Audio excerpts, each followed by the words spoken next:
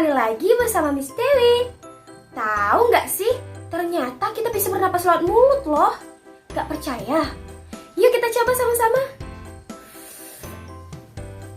Tuh kan benar, kita bisa bernapas lewat mulut. Jadi kenapa Tuhan ciptakan hidung kalau kita bisa bernapas lewat mulut? Yuk kita bahas sama-sama. Oke, hari ini kita akan belajar tentang sistem pernapasan, di mana tujuan dari kita belajar sistem pernapasan ini yaitu yang pertama, semua siswa-siswa MIS mampu menyebutkan organ-organ sistem pernapasan. Yang kedua, semua siswa-siswa MIS mampu menyebutkan fungsi dari organ-organ sistem pernapasan. Yuk kita langsung ke materi. Perlu anak-anak MIS ketahui bahwa dalam sistem pernapasan itu terdiri dari beberapa organ pernapasan, mulai dari hidung, faring, laring, trakea, dan paru-paru. Nah, di paru-paru ini juga terdapat bronkus, bronkeolus, alveoli, dan alveolus. Yuk kita masuk ke materi pertama yaitu hidung. Ayo anak-anak. Oke anak-anak, organ pertama yang kita bahas adalah hidung. Di dalam hidung manusia terdapat namanya rambut-rambut halus, fungsinya untuk menangkap debu dan kotoran. Kemudian di dalam hidung manusia juga terdapat namanya selaput lendir, fungsinya untuk menangkap virus dan bakteri. Di dalam mulut manusia tidak terdapat rambut-rambut halus, sehingga kalau kita bernapas lewat mulut, udara yang masuk akan masuk beserta kotoran dan debu. Sedangkan kalau kita bernapas lewat hidung, udara yang kotor akan disaring oleh rambut-rambut hidung dan juga selaput lendir. Itu makanya kita harus bernapas menggunakan hidung. Yang kedua materi kita adalah faring. Faring adalah bagian belakang dari hidung, bagian belakang dari mulut yang memiliki satu saluran. Itu disebut dengan faring. Yang ketiga adalah laring. Di dalam laring terdapat pita suara dan epiglotis. Pita suara ini fungsinya untuk menghasilkan suara pada manusia.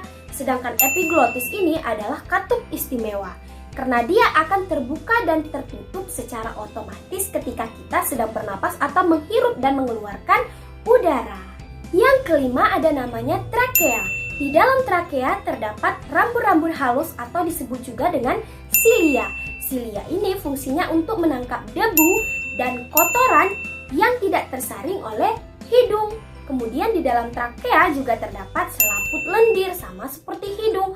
Fungsinya yaitu menangkap virus dan bakteri yang tidak tersaring oleh hidung.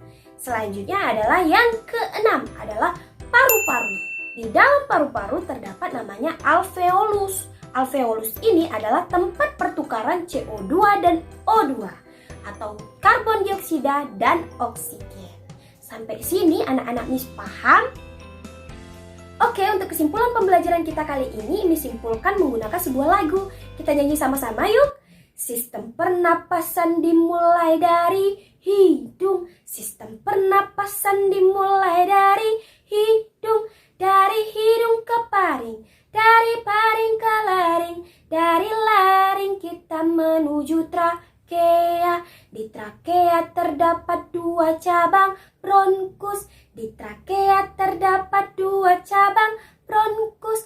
Bronkus ke bronkeolus terdapat alveoli, tersusun dari banyaknya alveolus.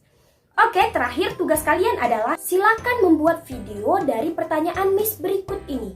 Yang pertama, kenapa seseorang bisa tersedak? Bagaimana proses dari tersedak?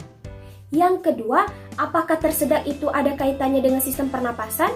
Silakan kalian buat videonya, kemudian kalian boleh share ke TikTok maupun media sosial lainnya. Jangan lupa dikirim ke Miss juga ya. Semangat, sampai jumpa. Assalamualaikum.